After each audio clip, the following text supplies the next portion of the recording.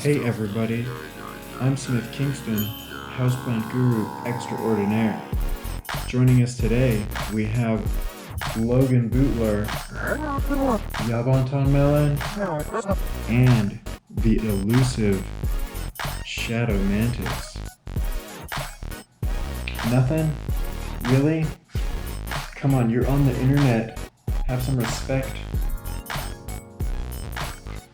Okay, let's move on. The advice I plan to share today is earth shatter. So now you want to talk.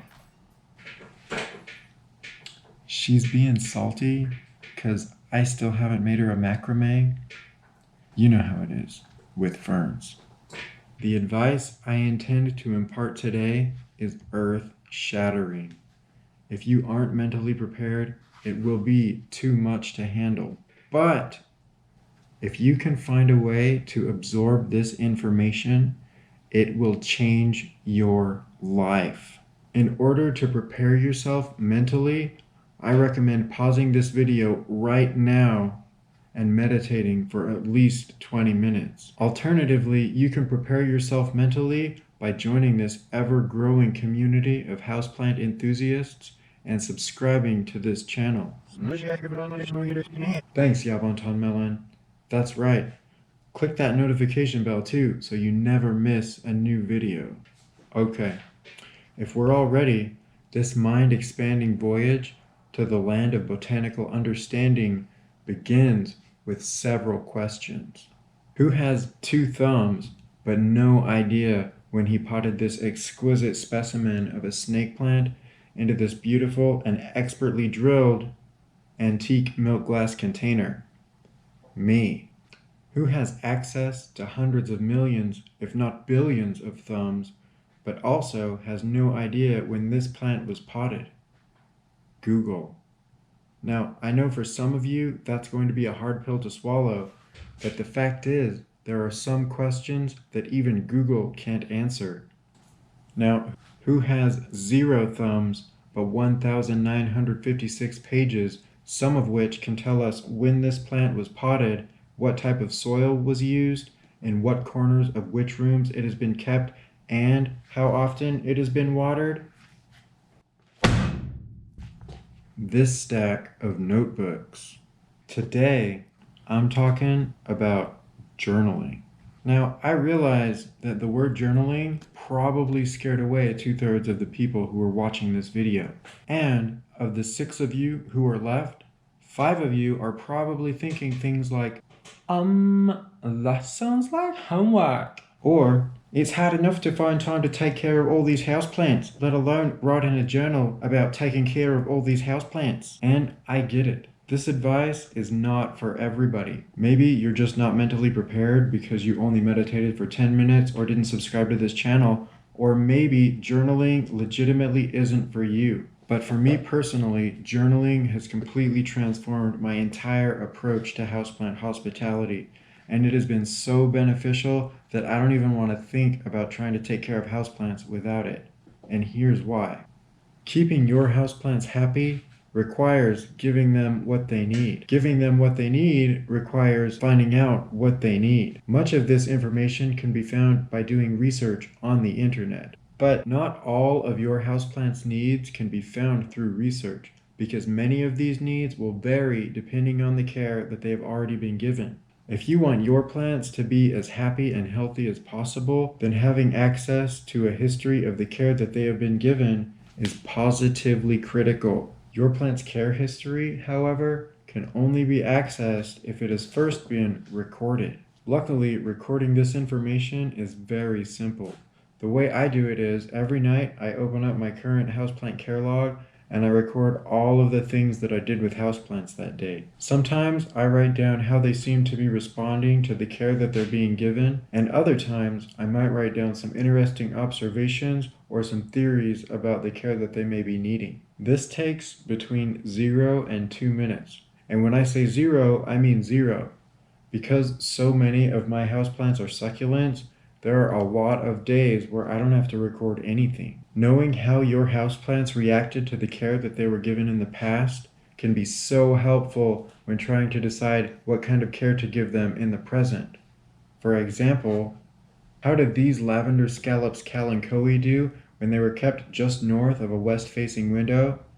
They got a little bit stretched out and lost some color, but they survived.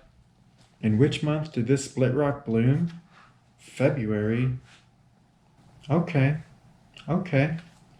Also, if you think you're on the right track with some of your methods, but you're not quite sure, it's a great idea to write them down as you go. Because that way, if things work out great, you can know that it's safe to repeat those methods down the road. And if it doesn't work out, then maybe that hard-learned lesson that came at such a terrible price won't be so quickly forgotten.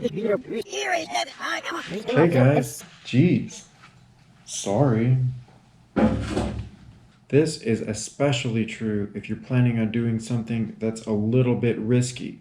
For example, these succulents here were acquired in early July of 2019 during the execution of what I like to call a rescue operation.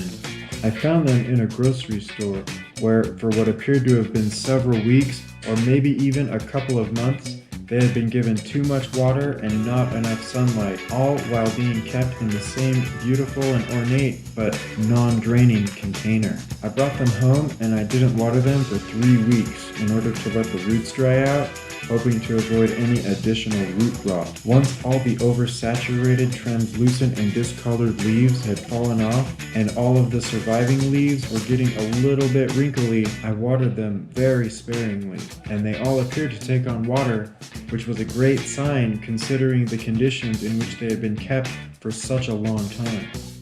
It is at this point that a better houseplant guru extraordinaire than myself would have repotted these precious rescuees, because in late July, they still would have had several weeks of growing season left, during which time they could all produce new roots before going dormant in the fall. But because I'm a little bit of a procrastinator,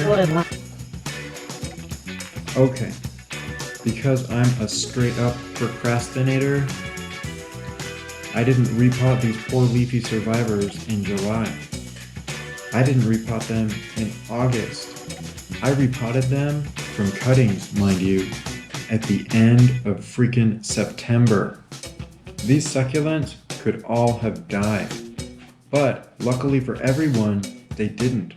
And luckily for me, I wrote down all of this information, and now I know that if I have to, I can repot cuttings of these types of succulents at the end of September, and they will probably survive. I wouldn't recommend it, and I probably won't do it again, but it can be done. I know it can be done because I did it, and I know that I did it because I wrote it down. This all happened over a year ago, but because I recorded it, I can draw on this precedent and 1,956 pages of other precedents in order to make current decisions about how to take care of all my houseplants. Most days, logging the things I did with my houseplants is actually kind of enjoyable. And some days, I'll even flip through an old notebook just because it's fun to see what this aloe was up to back in 2017 when it was being kept on top of an old record player in a pot that I now know was way too big a container for it. And yeah, some days it does feel a little bit like homework, but I never miss a day. Okay, I almost never miss a day. And when I do, I go back and make it up. Okay.